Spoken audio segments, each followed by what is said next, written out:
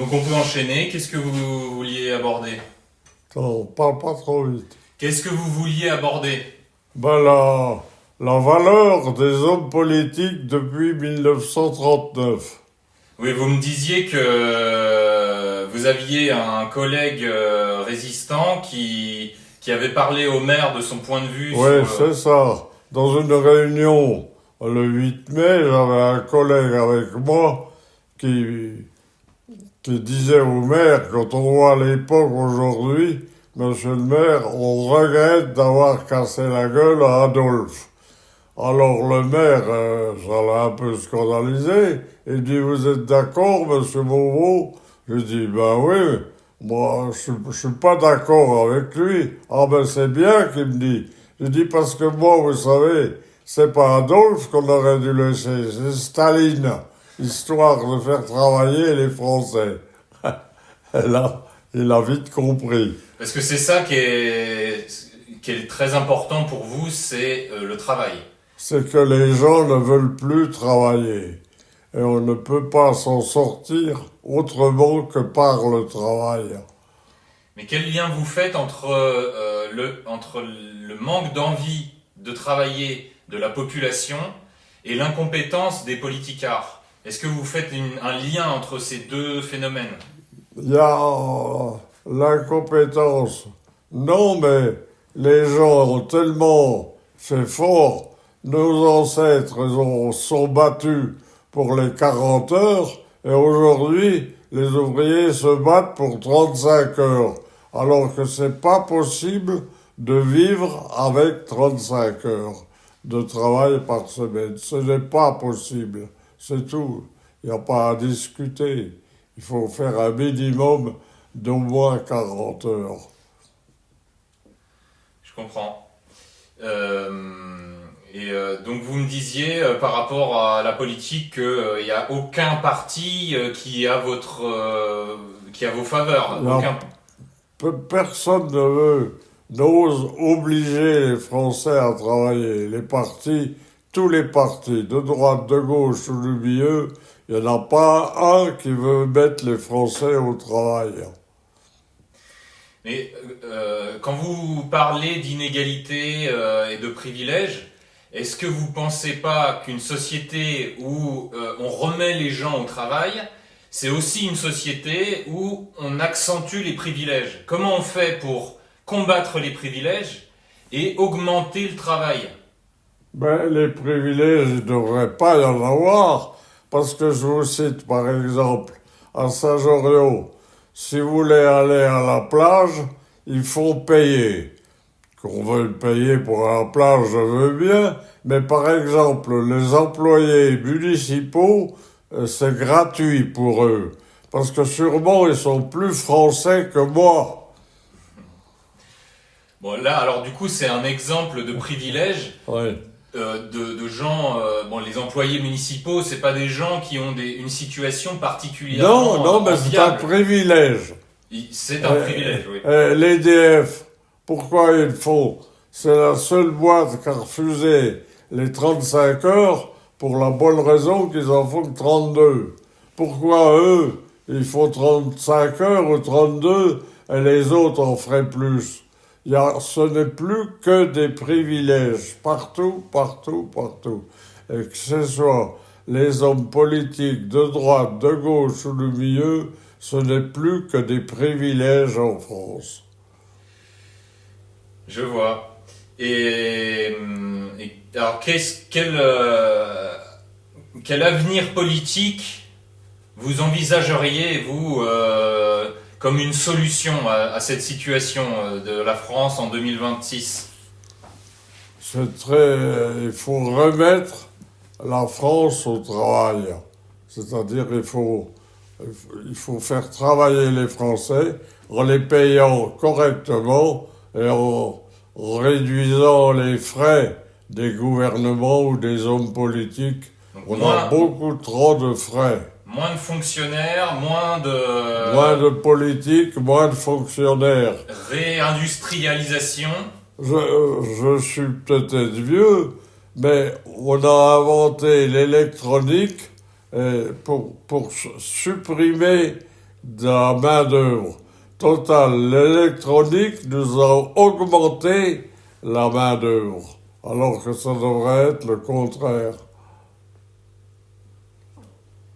Mais si l'électronique supprime la main-d'œuvre, il y a du coup plus de Français au chômage. On a beaucoup de travail en France, beaucoup de travail manuel. Et c'est le travail manuel qui épouvante les Français. Pourquoi, à votre avis? Regardez déjà rien que vous voyez les paysans, ils ont des pommes, il y a des pommiers, il y en a partout. Hein, en Corse, il y a des dattes, il y a toutes sortes. Personne ne veut les ramasser. Les chômeurs ne veulent pas les ramasser, ils veulent pas travailler. Ça, c'est tout. Ils préfèrent être au chômage plutôt que d'aller travailler. Et mais à votre avis, ça vient du coup d'un manque de volonté des gens, un manque de bonne volonté, ou est-ce que c'est les conséquences d'une politique? Ça vient de la politique parce que des Français qui travaillent, beaucoup gagnent moins que ceux qui sont au chômage. Et ça, c'est pas normal. Je vois. Et par rapport, vous me parliez aussi de votre implication dans la guerre d'Algérie, vous avez aussi un point de vue sur l'Indochine. Ah oui, on voit ça. Ça m'intéresse d'avoir ça, votre point dans de vue mon là-dessus. livre, il y a, les politiques ont fait quelques actions absolument honteuses. La première, ça a été en 1939, on avait un contrat d'assistance avec la Pologne. Quand les Allemands ont envahi la Pologne, on n'a pas bougé, on n'a rien fait. On a manqué à notre parole. Ça, c'est déjà une chose. Maintenant, en ce qui concerne la guerre d'Algérie, moi, j'ai été dans l'armée d'Afrique à Delattre. Avec nous, il y avait des sous-officiers et des Arabes et des pieds noirs. Et tous ces gens-là étaient mobilisés. On leur a pas demandé leur avis pour venir se battre pour nous. Ils sont bien battus en Italie et partout. Malheureusement, quand les Arabes, on leur avait promis qu'en échange de ce qui se battait pour nous, aux élections après la guerre, une voix d'Arabe valait une voix de pied noir. Alors qu'avant, je crois que c'était une voix pour 4.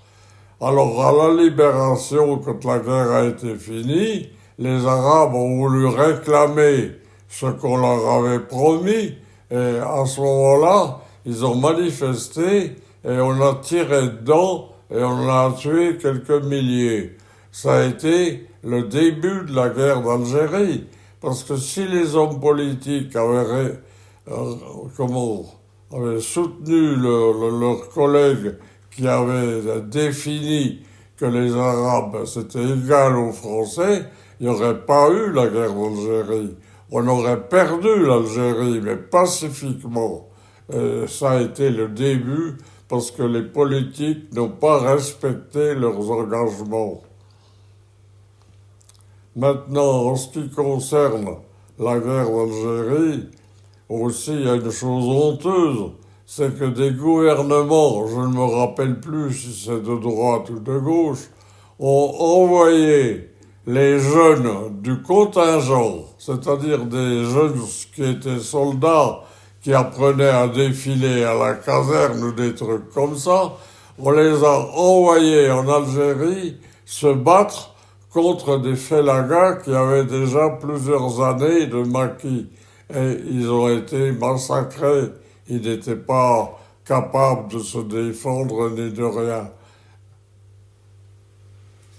Je vois. Et tout ça, du coup, ça affermit votre certitude que Ouais, la classe politique ne joue pas du tout dans le même camp que la population. absolument pas. Ouais. De tous les bords qui soient, ce sont que des menteurs. Il y en a pas un sur 100 qui respecte sa parole. C'est tous des menteurs. Alors, une conséquence logique de ça, c'est que vous croyez pas en la démocratie, alors. Si, la démocratie, j'y crois, mais c'est pas la démocratie, ça, c'est l'anarchie. C'est l'anarchie. Je vois. Alors, vous aimeriez une démocratie avec un leader charismatique. Vous me parliez d'un nouveau De Gaulle. Oui, oui, on a eu. De Gaulle a très bien gouverné, il a fait des erreurs, lui aussi. Celui qui fait rien, il ne fait pas d'erreurs. Mais De Gaulle a fait des erreurs, mais il a fait de très très belles choses. Mais malheureusement, on a réussi à le mettre dehors. Oui, puisqu'il n'était pas en faveur de l'Europe, il résistait à la dictature européenne, donc qui est la dictature bureaucratique. L'Europe, c'est une fumisterie. L'Europe, il n'y a que deux personnes qui ont failli faire l'Europe. C'est Napoléon et Hitler. L'Europe ne peut se faire que par une guerre.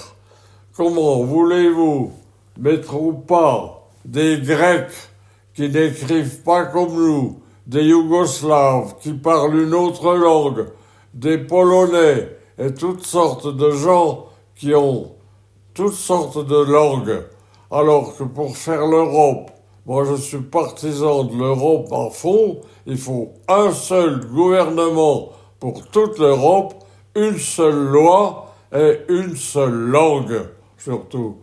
Quand vous voyez aujourd'hui, vous achetez une perceuse, vous avez la traduction en 17 langues, ça devient abominable. L'Europe n'a qu'à avoir qu'une seule langue, c'est tout. Tant qu'on n'aura pas une langue, un gouvernement, il n'y aura jamais d'Europe. Et ça vous ferait rien de perdre la tradition de la langue française? Parce que s'il y a une langue en Europe, ce sera de l'espéranto. Vous avez, avant la guerre, vous avez, je ne sais plus qui avait déjà parlé d'une langue pour l'Europe, ça s'appelait l'espéranto. Oui.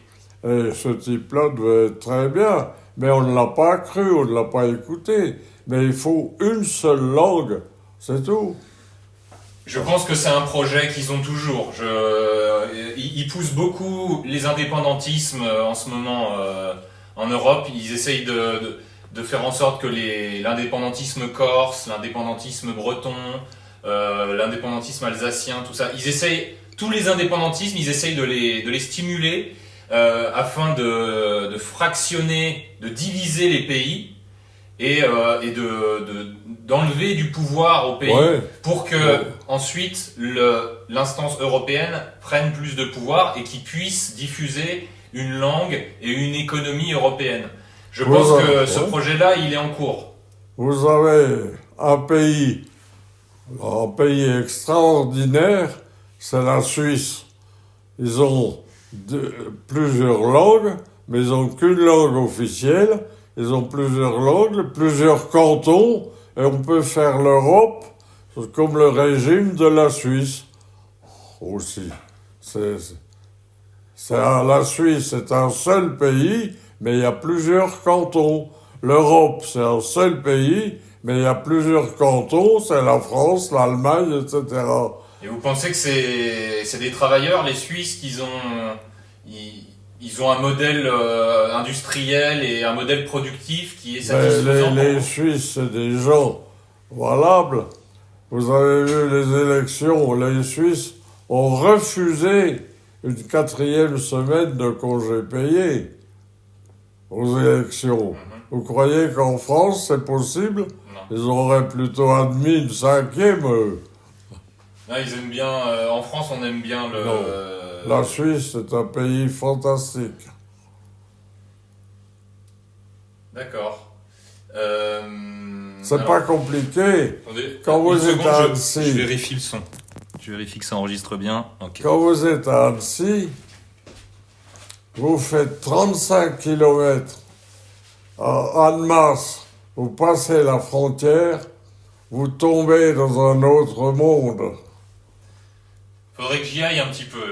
Oui. J'y suis passé C'est en un Suisse. monde de discipline, de régularité. On demande toujours l'avis du peuple en Suisse. Les élections, Moi, j'ai connu quand même des Suisses qui n'étaient pas très satisfaits de leur démocratie. J'ai Eh connu ben, des Suisses qui vous avaient leur- l'impression de se faire arnaquer. oui, ben vous leur direz de venir en France. Hein. Oui, oui, vous leur Oui, c'est direz sûr. de venir. Hein. C'est sûr que... Ouais. Oui, c'est sûr que ça, c'est... Non, c'est- non, c'est- non, c'est- non. Ils sont moins C'est importants. un autre monde, la Suisse. Il y a un respect de la loi. On respecte la loi en Suisse. Hein. Les lois en France ne sont pas faites pour être appliquées, elles sont faites pour être contournées. Mhm. Alors, moi, je suis vieux, maintenant c'est plus de mon domaine, mais c'est fini. Alors, oui, bah, je comprends. En tout cas, vous avez fait votre part, même plus que votre part. Oui, Mais en tout cas, l'histoire continue et je pense qu'il y aura quand même des bouleversements importants à venir. Vous me disiez que vous trouviez que le peuple français était trop avachi pour qu'il se passe quoi que ce soit. Mais peut-être que la géopolitique, en ce moment, vous savez qu'il y a tout ce qui se passe en Ukraine et tout, la géopolitique va peut-être pousser le peuple français à un moment donné à réagir. oui, mais on n'a plus d'armée, on n'a plus de service militaire, on n'a plus rien. Au point de vue armé, on est ridicule, on n'a plus d'aviation, on n'a plus rien du tout. Regardez, on a un porte-avions, il est souvent en panne, les Américains ils en ont 14. Qu'est-ce que vous voulez on n'a plus les moyens, c'est fini. Et puis, je vais vous dire une chose, c'est que tous nos malheurs en France, vous savez d'où ils viennent? Ils viennent de la guerre de 14. Parce qu'à la guerre de 14, on a eu presque 2 millions de tués, mais ces tués dans la guerre de 14, c'était des gens en très bonne santé. Ils allaient au conseil de révision, les tordus, les mal foutus, les malades, on les envoyait pas se faire casser la gueule. On n'envoyait que des gens en bonne santé et tout qui se sont fait tuer. Il y en a plusieurs millions. Et ça nous a manqué après la guerre. Ces gens-là qui étaient morts, ils n'ont pas pu faire marcher le commerce, ni rien du tout. Et moi, je dis que tous nos malheurs viennent de la guerre de 14, où la France a été vidée de sa bonne population. Et ça, Et vous me disiez que même en 39-45, c'était jamais les fils de privilégiés, les enfants de privilégiés qui étaient mobilisés. C'était toujours les pauvres. ouais, ah bah oui, c'est toujours les petites gens. Bon, ça, je pense que c'est un Vous constat savez, que- dans le maquis, j'ai vu que des ouvriers, hein. Vous me disiez qu'il n'y avait pas J'ai pas vu de fonctionnaires. même pas de journalistes. Oh, non, pas de journalistes, j'ai jamais vu. Et puis quand vous prenez les livres du maquis de l'occupation, toutes les photos, enfin 90% des photos de maquisards ne sont pas prises par des journalistes, mais sont prises par les maquisards eux-mêmes. Il n'y avait jamais un journaliste ni quoi que ce soit.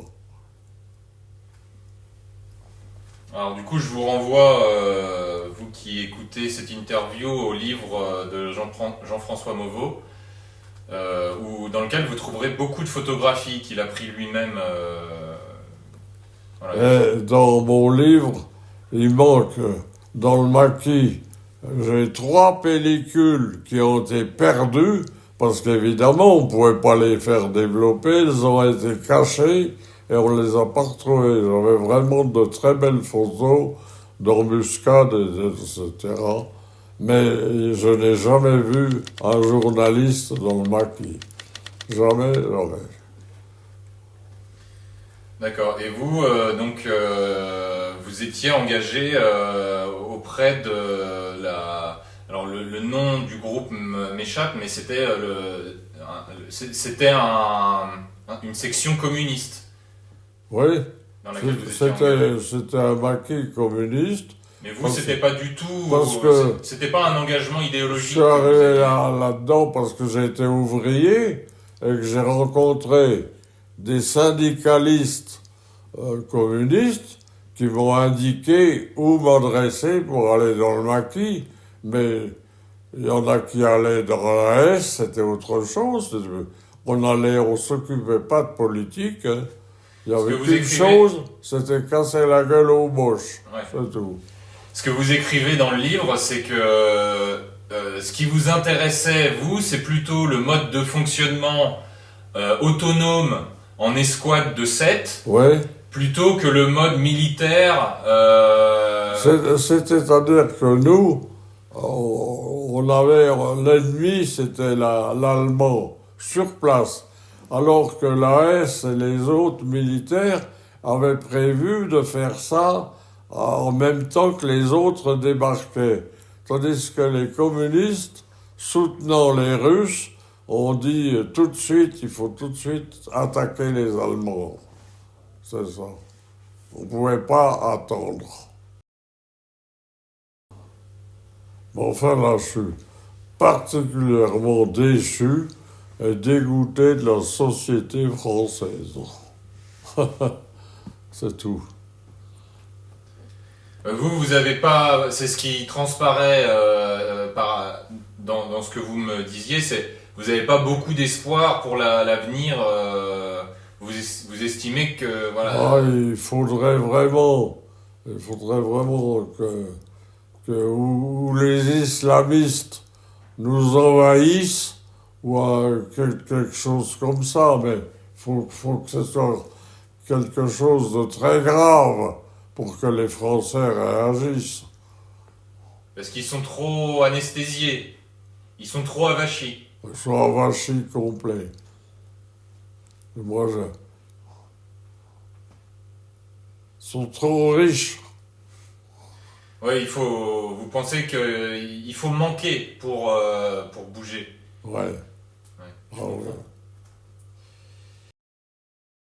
Il y a un point qui transparaît dans votre livre également et qui est important, c'est le fait que votre engagement, il était le fruit d'une soif d'aventure et qu'au début, pendant l'occupation, vous n'étiez pas particulièrement hostile Non, aux Allemands. moi, quand on a la première chose, quand on est rentré chez nous en novembre, quand tout le monde admirait, y compris mon père, tout le monde admirait les Allemands parce que c'était un ordre, tout marchait bien, c'était régulier, c'était bien commandé, bien exécuté.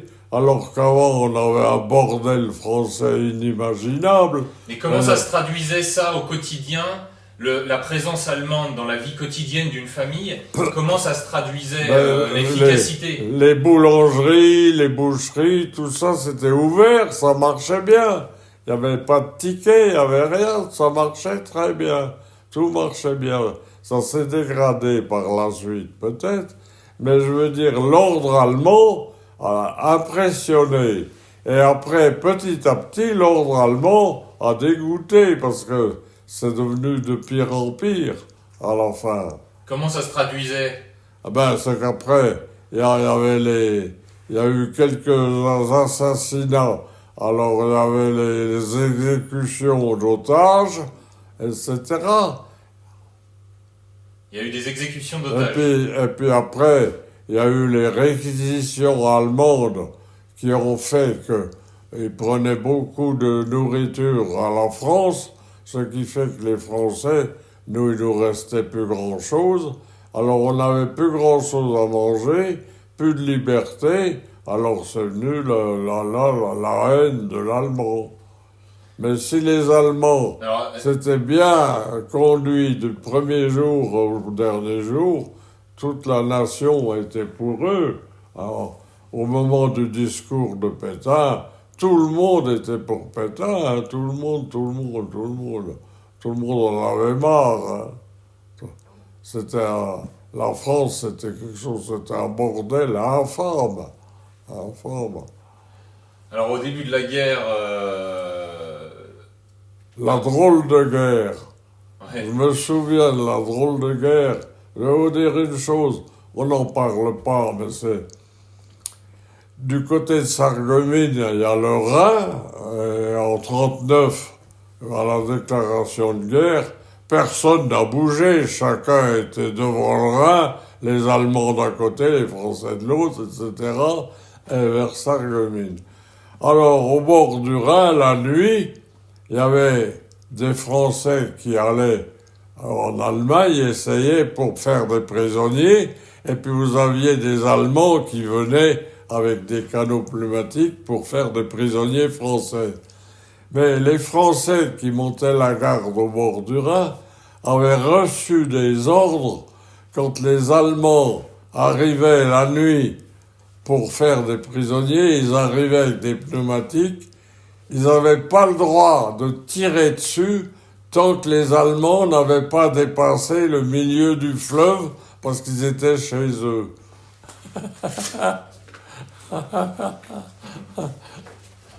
Il y a encore des articles dans les journaux à ce point de vue.